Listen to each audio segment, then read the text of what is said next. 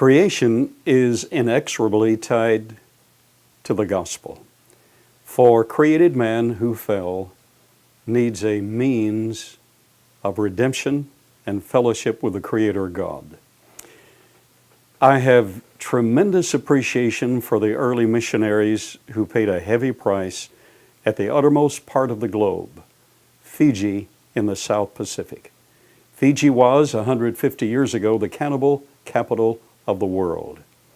And the early Methodists, Presbyterians, Congregationalists are to be absolutely commended for the work they did in winning those benighted souls to Jesus Christ and essentially establishing a Christian culture. For some inexplicable reason, Baptists had never responded to carry the gospel to the uttermost part of the earth, even though Jesus said, "Ye shall be witnesses unto me, both in Jerusalem, Judea, Samaria, and unto the uttermost part of the earth." So how did Baptists get recognized in Fiji? In the mid-1960s, I was sitting in my office in Rock Island, Illinois, pastoring the Edgewood Baptist Church, and I was reading a sermon by the late Dr. R.G. Lee. In his sermon, he wrote, "In far off Fiji, when a person dies, the next of kin climbs the tallest tree or the highest mountain nearby and calls out to the spirit of the departed dead, 'Come back, come back, come back.' And then Dr. Lee wrote, 'But until this moment, no one has ever had a visit from the departed dead.' He went back to his sermon, but I couldn't. The Spirit of God gripped my soul, and it was like my heart was in a little quart jar and all of Niagara Falls was poured into it, and it was about to burst. The Spirit of God was moving upon me, essentially prompting me that you've got the message where they can know and eternally enjoy their departed loved ones because of the gospel of Jesus Christ. So I determined immediately, I started searching to find a good missionary to Fiji that I could support. I sought in vain for years, and month after month and year after year, the Spirit of God wrote on my soul the need and the urgency. Simultaneously, in the mid-1960s, a young teenage girl named Margaret Barrick was won to the Lord at youth camp, which was held by some Bible Christians from Canada, and they returned. Well, this young lady, being born again, had a vibrant soul, and fortunately, at that time, a pastor in the Carolinas named Frank McGinnis arrived in Fiji, a Baptist pastor. He went to the magistrates and said, "I'd like a permit to preach in Fiji." They asked his denomination, and he said, "I'm a Baptist." They said, "No Baptist has ever preached in Fiji. No Baptist will ever be permitted to preach in Fiji because we're accepting no new religions, and Baptists are not registered in Fiji." He said, "Well, in World War II, the bravest soldiers I knew were Fijians. And can I get together with families that had their loved ones fight in the war and they lost their loved ones? Can I explain to them what I told their loved ones before they died?" He said, "Yes, you can hold brief meetings and explain to them this." So he went to Nandi and rented a small place near downtown, just a lot. And he started getting these families together. And as he explained to them, of course, he did it publicly so that others could hear as well. And this young lady, Margaret Barrick, just happened to be in those meetings. And she was so overjoyed with what she heard. She went home to her parents. Now, her mother was a professional teacher. Her father was an historian, ultimately editor of a newspaper, very professional people. And they said, "We'll have nothing of this." But she, day after day, plagued and coerced her siblings and her family until finally they said, all right, we'll go. And they got an Indian family, Joseph Samuel family, to go with them. And in a couple of 3 nights, after these explanations, all of them trusted Christ as Savior. Well, the years passed, and I didn't show up. Well, finally, in 1977, I could stand it no longer. Frank McGinnis had to return. He had no permit to continue to preach, to establish a work. All he had was the right to explain to families about what he told Fijian soldiers in World War II. Well, in 1977, in the fall of the year, Thanksgiving time, I could take it no longer. That Niagara Falls was just bursting within the quart jar of my heart. So I took my son, I took my associate pastor and his wife, I took my minister of music and his wife. I was pastor of the Calvary Heights Baptist Temple in St. Louis, and I took a businessman and his wife. I was also president of a small college in East St. Louis, Illinois. So I had my resume. I knew I had to get a permit. So we made our way to Fiji, 8 of us, for 6 long weeks. We went to the capital. I went straight to the magistrate. And I gave him my resume, and I said I would like to get a permit to preach in Fiji. I had no knowledge of the barracks, of the Samis, of anyone. I knew no one at that point, but I had been contacted by Joseph Sami earlier. Well, the magistrate looked at my resume and he said, it says here that you're a Baptist. And I said, well, I'm a Christian, but I certainly am a Baptist. And he said, well, no Baptist has ever been permitted to preach in Fiji. We're receiving no new religions in Fiji. That is our law from Parliament, and you will not be given a permit to preach in Fiji. Well, my heart sank. I said, well, thank you, sir. And I said, well, what would I have to do to get a permit in Fiji? He said there are 4 requirements that are very specific. Number 1, to practice your Baptist religion in Fiji, you have to already be in Fiji practicing it. We're receiving no new religions. Number 2, you have to own property that is dedicated to that ministry in Fiji. Number 3, you have to have nationals involved in that ministry. Number 4, you have to intend to ultimately turn the administration of that facility and ministry over to national Fijians. I said, I understand, and I would agree. Thank you, sir. And I turned. He said, however, it says on your resume that you're the president of a college. I said, yes, a small college. And he said, it says on your resume that you lecture on comparative religions. I said, that is correct. He said, I can give you a permit to lecture on comparative religions. So I said, I'll be happy to receive it. So he wrote out the permit, stamped it, gave it to me. And I left with gratitude. I went back to the hotel where the group was staying, and we had a prayer meeting. And I said, we're going to the highest mountain, Mount Victoria. We're going to hold a prayer meeting there. And we're going to see if we can speak to the chieftain of that village, because I have a permit to lecture on comparative religions. And while I can't lecture, while I can't preach as a Baptist, I can proclaim the gospel of Jesus Christ if I have the permission of the chief. So we made our way to Waikumbu, high on Mount Victoria. That means the village by the waters. Beautiful village by a flowing, pristine stream. So I went to the first person we could find.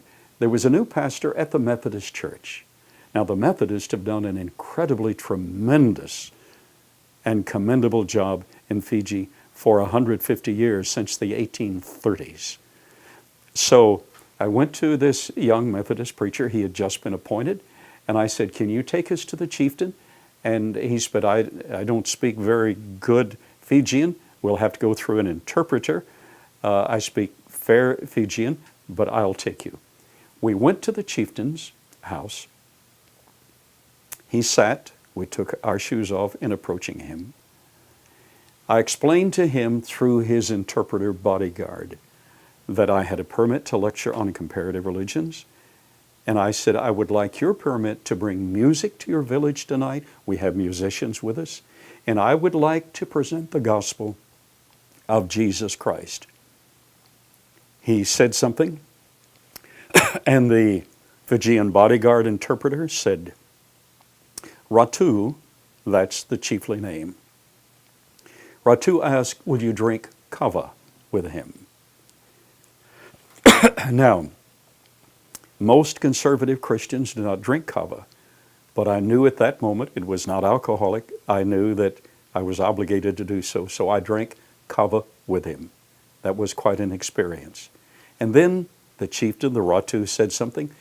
His bodyguard interpreter said, the Ratu says, be here at 7 o'clock tonight to present music and the gospel of Jesus Christ. At 7 o'clock tonight, that night, we were there.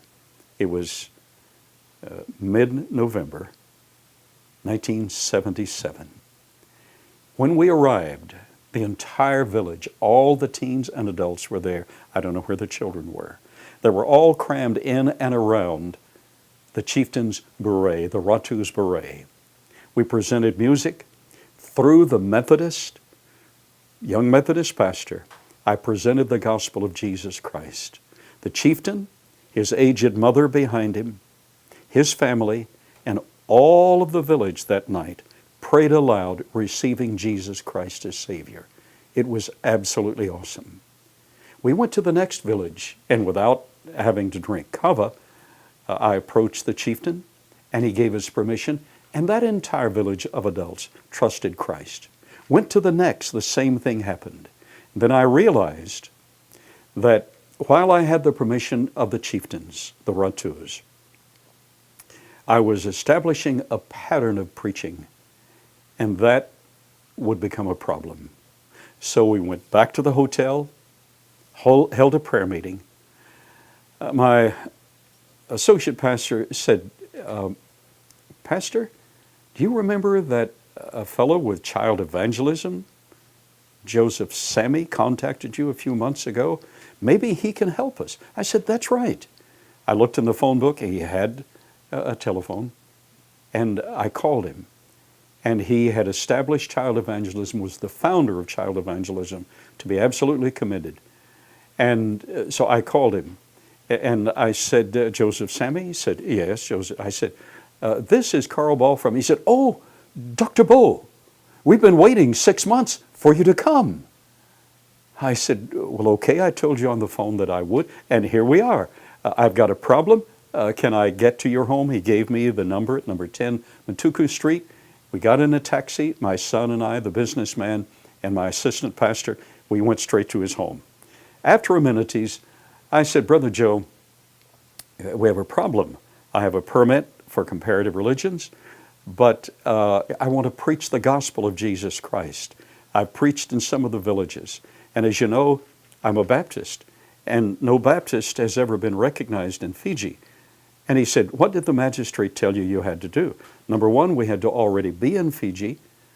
Number two, we had to have property that was owned by the entity. Number three, we had to have nationals involved. Number four, we had to ultimately turn the administration all over to nationals. And Joe Sammy looked up and he said, but you're already in Fiji. He said, a Baptist pastor won me to Christ, Frank McGinnis. He had no permit to preach. He just explained what had occurred in World War II. He baptized me and my family and the Barrick family, among others.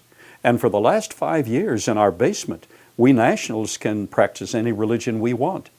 And we've been holding our Baptist services in the basement of our home. You're already in Fiji. But I said, Joe, we have to have property. He said, that's amazing.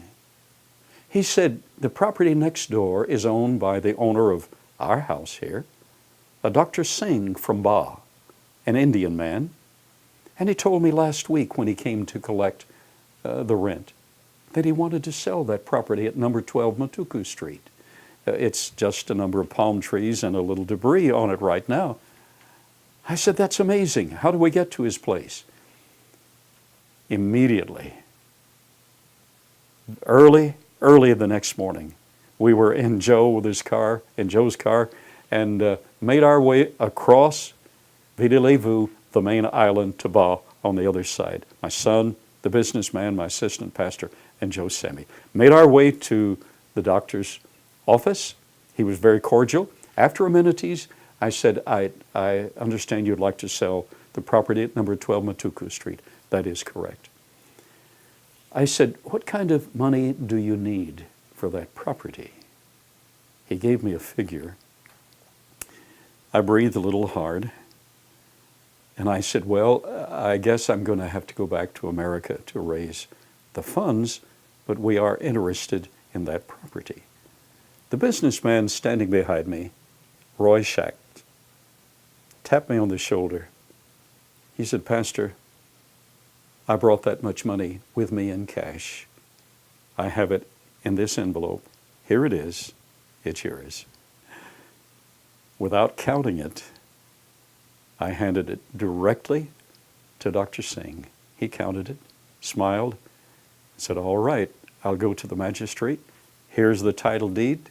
I'll get it taken care of. And while we sat in his office, he went a few blocks down the street, got everything registered to Calvary Heights Evangelistic Association, got everything registered, and stamped, came back. I had the title deed. We went straight back to Suva. I held a service. I had some of my members with me. I held a service, gave an invitation. The Joseph Sammy family joined the church. I immediately appointed him as my minister to Fiji, extension minister to Fiji. And then we went straight down to the magistrate. I went to the magistrate and I said, I'd like a permit to be recognized as a Baptist minister and a Baptist entity in Fiji. And he said, but you know, there are 4 stipulations. And I said, yes, number 1, we have to already be in Fiji. You know Joseph Sammy? He said, oh yes, hi Joe. I said, for 5 years, he's been practicing the Baptist faith in Fiji, along with his family and other families. Is that right, Joe? That's right. Here's the title deed to the property at number 12 Matuku Street.